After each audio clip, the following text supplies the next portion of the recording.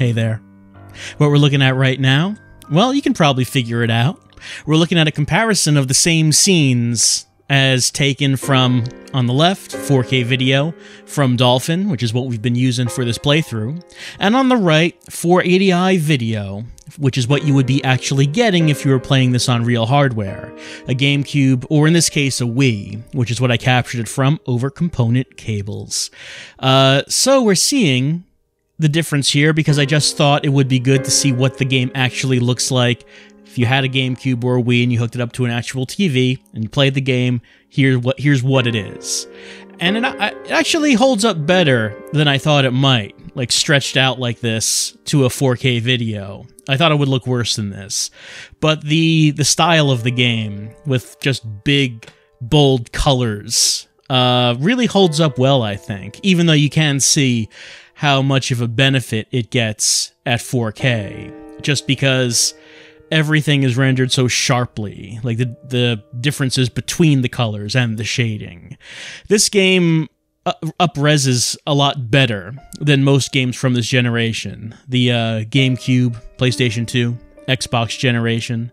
This game up-reses a lot better because other games would be held back by the resolution of the texture work in the game, which from this generation of consoles, the textures would probably be pretty low res. And there are examples of this in this video. And no matter how high you turn up the resolution, it's going to be held back by low-res textures. But Killer7, for the most part, doesn't use textures. Look at Dan Smith right there. Or look at this guy right here. Doesn't have textures. He does now. As a Heaven Smile, there's some textures. But you don't get many textures in the game. Most everything are just rendered in big blocks of color. And it just gets rendered at whatever resolution the game is running at. So even though the game obviously was never intended to be viewed in 4K, it looks fantastic when you turn it up to 4K because of just how the cell shading works. No textures at all on Harman right there. Or Samantha. When we do see some textures, I think actually we're going to see one pretty soon, you can see how turning up the resolution doesn't actually make it any sharper when we look at Angel right here. But first of all, you can see how much Angel's details show up on 4K versus 480i when she's in the distance. And that's going to be the case for anything when you run it at a higher resolution. Things in the background will be much clearer. Now, if you look at her hair and her eyes, those are actually textured. So when we get a close-up of them, you'll see just how low-res they are. They look kind of smeary and pixely compared to the rest of her, which is cel-shaded and looks very sharp. I believe... Yeah, there you go. You can look at her hair, look at her eyes. You can see that that is not high-res. And everything that is not textured looks a lot better. Like Kunlan right here, who doesn't have any textures on him.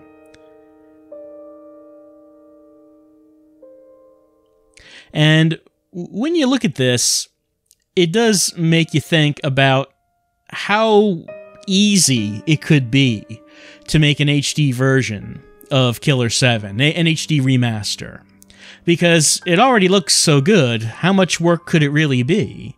Just taking what textures there are in the game and redrawing them at a higher resolution. Adding proper widescreen support, I would say. Like, widescreen is needed here because we can't see Kunlan and Harman because their faces were off the sides of the screen because I'm only clipping off the middle of each video right here and putting them side by side.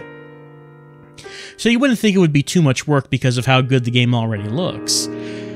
And when you look at other GameCube games, the one that was usually held up as being the game that looked best in HD, the game that was usually used as a showpiece for Dolphin, was Wind Waker.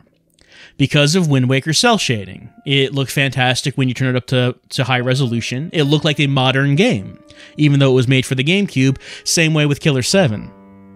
When people talk about Wind Waker, they generally say that in HD, that game looks better than Twilight Princess, which went for kind of a more realistic, textured look. And even though Nintendo made HD remasters for both games on the Wii U, it's still the case, I think, that people find Wind Waker to have a very striking look to it compared to Twilight Princess. And it's the same thing with Killer7, I think. It has a very striking look, and in this case, one reason for that is there really are not many games that look like this. Not even talking about cell shading, but it's the combination of cell shading and more realistic looking characters and settings. I can't think of many games that actually have a look like this. And because of that, I think the game has aged very well in terms of its visuals. You think about games that go for purely realistic looking graphics. There are a lot of those, and the technology for that has really increased over time.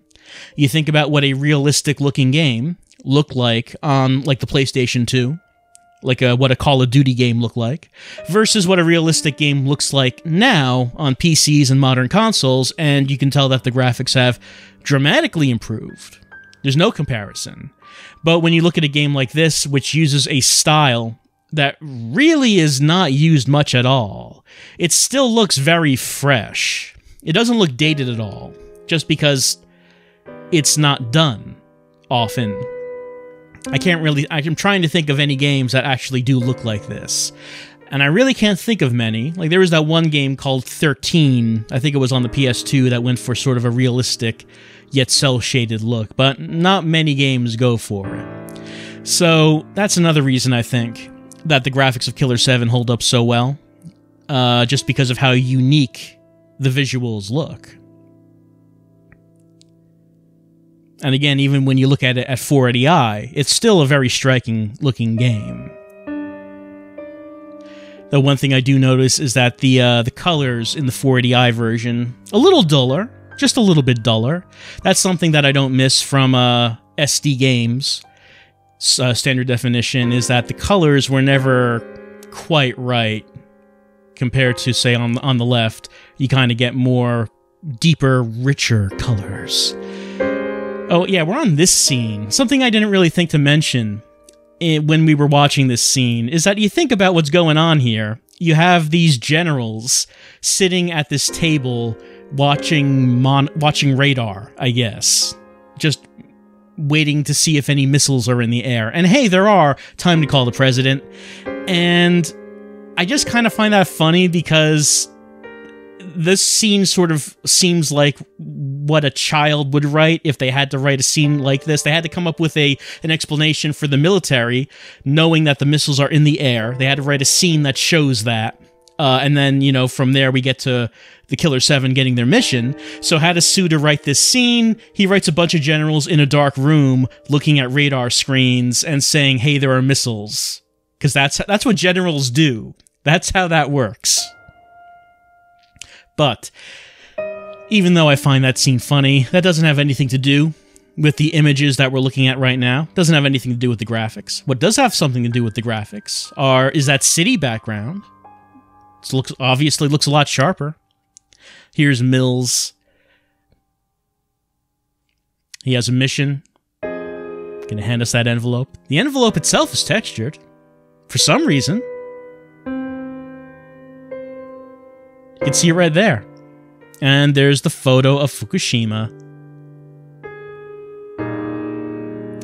So, like I mentioned, it seems like it would not be difficult at all to make an HD remake of this game. HD remaster, I should say. I'm sorry. Because it already looks so good. And I guess, really, the only reason that there isn't one is because Capcom doesn't really want to do anything with it. Suda has expressed interest. He would like to revisit Killer7, he has said. But Capcom is not really interested in going back to this, because this game did not sell well. It sold far under their expectations, and they just kind of shuttered it. Kind of threw it in the basement and forgot about it. So they're not really interested in returning to Killer7. But at the same time, they're not interested in selling the IP, because companies never sell IP. That rarely ever happens at all. And if they do, it's for a lot of money. And Suda and Grasshopper, you know, it's not a big company. So I don't think they could actually afford to buy the Killer7 IP. So it's sort of in a weird situation where there are fans who would like to see this revisited. It's just that the people who would make it don't have the rights to make it. The people who do have the rights are not interested in going back to it, and actually buying the rights would be too expensive. So here we are, watching a Killer 7 LP, played in Dolphin, an emulator, because we will not get an official HD remaster. Oh, and here's one of the best scenes in the game, both in HD and SD. Oh, and I should mention, the SD footage, it's 480i and not P. It's not 480p because for some reason Killer 7 did not have a progressive scan mode, which is kind of weird because a bunch of games were getting 480p at the time. I don't know why Killer 7 does not. It has no progressive scan. The only mode you have is interlaced. So what you're seeing on the 480i footage, it is deinterlaced, so you don't get the interlacing lines. And it was deinterlaced by the FrameMeister, which is what the Wii was connected to when I captured this footage. So there actually is no way to get a progressive scan video from a GameCube or a Wii when playing Killer 7. It does not support 480p for whatever reason. I don't know why. Mask is walking out of the kitchen, all badass and cool. Of course, we know Jean de Paul. He doesn't think he's so cool. He tricked him. And here's Toru Fukushima. Oh, one thing I want to mention about this scene is that there is a texture on the wall, and it looks really sharp for a GameCube game. I was actually surprised at how good it looks at 4K. Yeah, there it is, right behind Harman. Look at that. We'll get a bit of a better view of it, I think. Look how sharp that is on the 4K side. Keep in mind, that is a texture in a GameCube game, and it's being displayed in 4K, and it doesn't look pixelated or anything. It looks very sharp.